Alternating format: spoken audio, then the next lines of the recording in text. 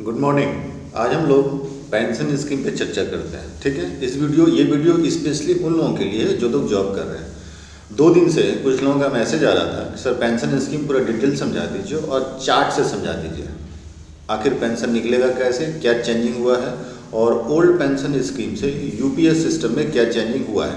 तो इस वीडियो में पूरा उसी पे डिस्कस करेंगे और कहीं कहीं भी हम चार्ट का सहारा भी लिए हैं जो आपको समझने में सुविधा होगी। तो पहले तो ये जान लें कि पेंशन स्कीम हमारे इसका नाम क्या है, यूनिफाइड पेंशन स्कीम। सबसे पहला पेंशन स्कीम था, उसका नाम था ओपीएस, ओल्ड पेंशन स्कीम। दूसरा पेंशन स्कीम हमारे पास आया, उसका नाम हुआ एनपीएस। और तीसरा पेंशन स्कीम जो हमारे पास आया उसका नाम हमारे पास हो गया यूपीएस सिस्टम। ठीक है, तो इसमें जो कंपटीशन का तैयारी कर रहे हैं उसमें पूछेगा कि किस कमेटी के सिफारिश पर किया गया है। तो टीवी स्वामीनाथन कमीशन, ये पूर्व वित्त सचिव थे, तो इन्हीं के रिकमेंडेशन पे तैयार किया गया है। ठीक, दूसरी बात यह है कि यूनिफाइड पेंशन स्कीम ये सरकारी कर्मचारी के लिए नई पेंशन योजना है। ठीक, यह राशि जो है रिटायरमेंट के पहले के 12 महीने के एवरेज बेसिक पे का 50% होगा, इसको याद रखेंगे। ठीक, कर्मचारी को 25 साल सेवा देना होगा, ये कंपलसरी है। ठीक, और इसमें 3 कैटेगरी किया गया है और 3 कैटेगरी जो बांटा गया है वही 3 कैटेगरी को मैं आपको थोड़ा नीचे से समझाता हूँ, फिर हम ऊपर आएंगे और आपको ये भी बताएंगे कि ग्रेच्युटी क्या होता है। पेपर का ये कटिंग है जिसमें ये दिया हुआ है। ठीक है, यहाँ 3 क्या है, एक है सुनिश्चित पेंशन स्कीम, यानी 12 महीने का औसत में 50% मिलेगा, जो भी हम लोग डिस्कस कर रहे थे। दूसरा एक है सुनिश्चित पारिवारिक पेंशन स्कीम, मृत्यु पर पत्नी या पति को 60% भुगतान किया जाएगा, ये दूसरा है। तीसरा है सुनिश्चित न्यूनतम पेंशन, 10 वर्ष की नौकरी होने पर 10,000 प्रति माह ये मिलता रहेगा। अगर आप 30 साल नौकरी करने के लिए हैं और अगर 10 साल ही नौकरी करते हैं तो आपको कम से कम 10,000 रुपये महीना पेंशन मिलता रहेगा। पहले वाले में ये सुविधा नहीं थी। दूसरा, मर जाने के बाद या किसी के डेथ कर जाने के बाद जो है पेंशन जो होता है उसकी भी कुछ सिक्योरिटी वाली बात नहीं थी, यहाँ एश्योर कर दिया गया, लिख दिया गया कि 60% भुगतान कर देंगे। तो ये भी एक स्कीम ये था। तो ये 3 है, सुनिश्चित पारिवारिक पेंशन, सुनिश्चित न्यूनतम पेंशन। ठीक है, अब बात करते हैं कि इसमें ग्रेच्युटी को जोड़ा जा रहा है कि ग्रेच्युटी होता क्या है।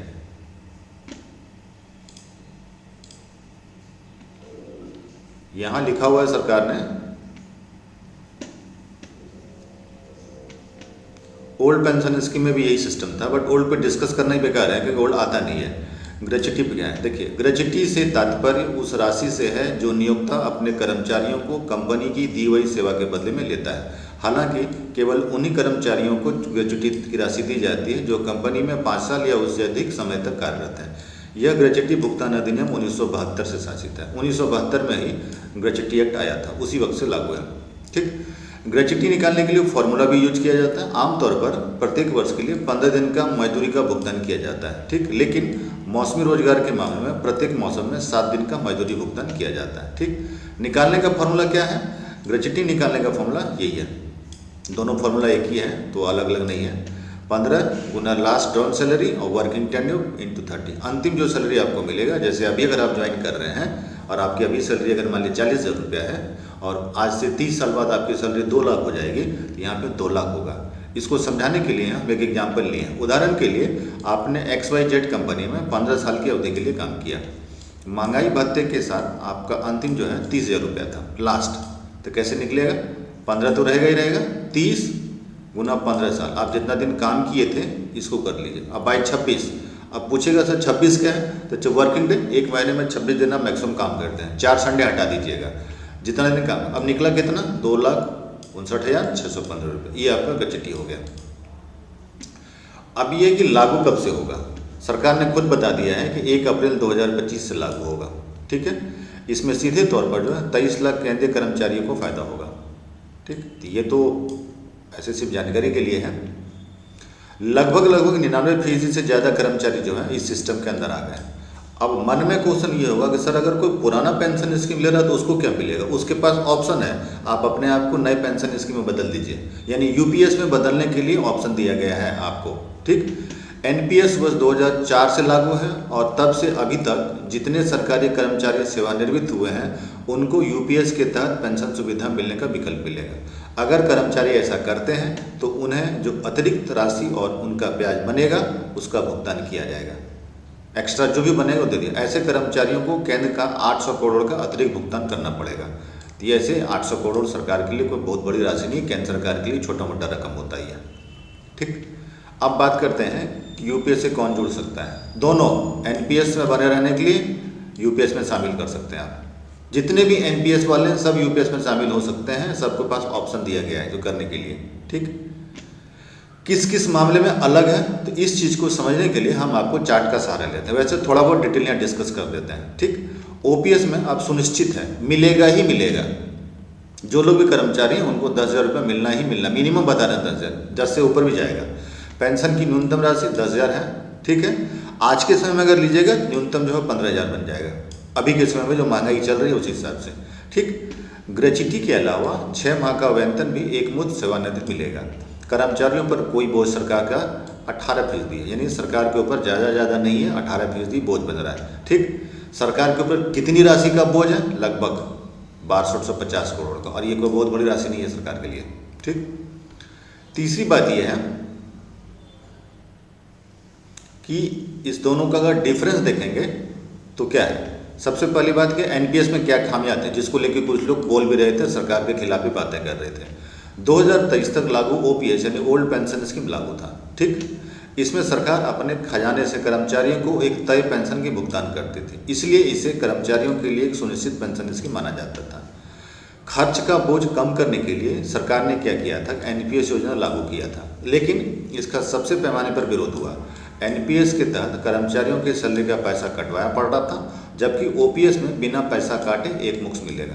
एनपीएस में सैलरी कटती भी थी, इसमें कटेगा नहीं, पीएफ फंड में जो पैसा कटता था बस वही जाएगा। ठीक, यूपीएस कौन अच्छा है तीनों में, यूनिफाइड, ओपीएस और एनपीएस। देखिए ओपीएस ठीक था, एनपीएस बहुत खराब था और यूपीएस उससे अच्छा है। यानी अगर यूपीएस को देखेंगे तो इन तीनों में सबसे अच्छा चल रहा है। ठीक, और आने वाले लोगों के लिए, जैसे मान लें कि आप लोग जॉब में चले जाते हैं तो जॉब में पहुंचने के बाद क्या होगा, आप लोग जैसे लोग, उन लोगों के लिए भी कि सुनिश्चित पेंशन बना हुआ रहेगा। और एक लोकतांत्रिक देश में एक मिनिमम पेमेंट सिस्टम बना हुआ रहना चाहिए, तभी चल सकता है। क्योंकि यहाँ पे जो है एश्योर करना जरूरी होता है सरकार को, तो सरकार ने यहाँ पे चीज़ कर दिया तो ठीक किया एक तरह से। अब इसको अगर आप चार्ट से समझना चाहें तो ये रहा उसका चार्ट, मैं आपको पूरा चार्ट से समझाता हूँ। थोड़ा सा दोनों में जो डिफरेंस है इसको हम चार्ट में लिए। देखिए एम्प्लॉय कंट्रीब्यूशन, ओपीएस में कोई कंट्रीब्यूशन नहीं था, यूपीएस में 10% है, एनपीएस में भी 10% था। तो इस पे ध्यान रखिएगा, ये वाला बीच वाला। एश्योर्ड पेंशन कितना है, 50% का, जो सैलरी मिल रही है उसका 50% का, और जो इसमें जो है लास्ट 12 महीने का जो सैलरी है उसका 50% है यहाँ पे। ठीक है, कितना आपको योगदान देना पड़ेगा, 20 साल था, इसमें आपको 25 साल देना पड़ेगा, इसमें तो कोई योगदान नहीं था। ठीक है, proportionate pension for the lesser service, इसमें यस है, कम से कम दिया जा रहा है। कम से कम क्या है, मिनिमम कितना साल का आपको योगदान देना पड़ेगा सेवा के लिए, 10 साल के लिए यहाँ भी था, 10 साल के लिए भी यहाँ पे कोई योगदान नहीं था। कितना पेंशन था, यहाँ पे था 9,000 प्लस डीआर, यहाँ है 10,000 प्लस डीआर, यानी ये थोड़ा सा ज़्यादा है। एश्योर्ड पेंशन कितना है, 50% का, ये है 60% का।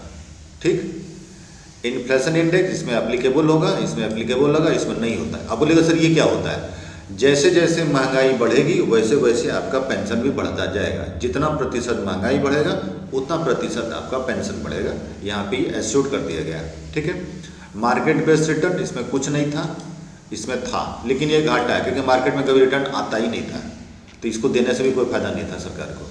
ग्रेच्युटी तीनों में है और ग्रेच्युटी आगे भी रहेगा, उसमें कोई प्रॉब्लम नहीं है।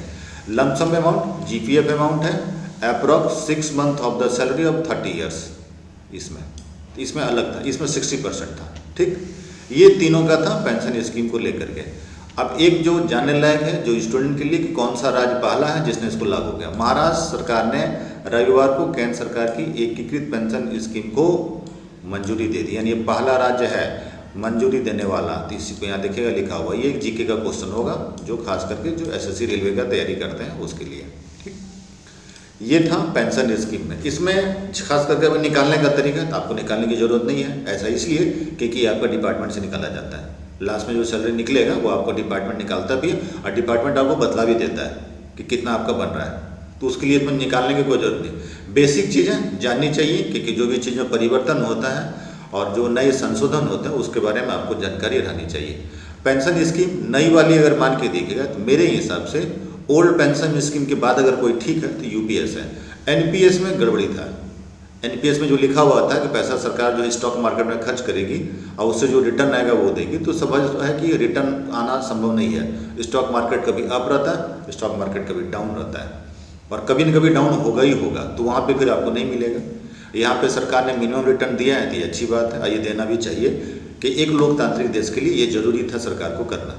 तो अब हिसाब से अगर देखा जाए तो नई पेंशन स्कीम जो है पुराने वाले से अच्छी मानी जा रही है। तो यूपीएस जो है एक अच्छा पेमेंट सिस्टम है, खास करके ये उन लोगों के लिए है जो जॉब कर रहे हैं। अब जो जॉब नहीं कर रहे हैं उनको भी इसकी जानकारी रहनी चाहिए। तो ओके, ये था पेंशन स्कीम। जय हिंद, गुड डे, जोहार।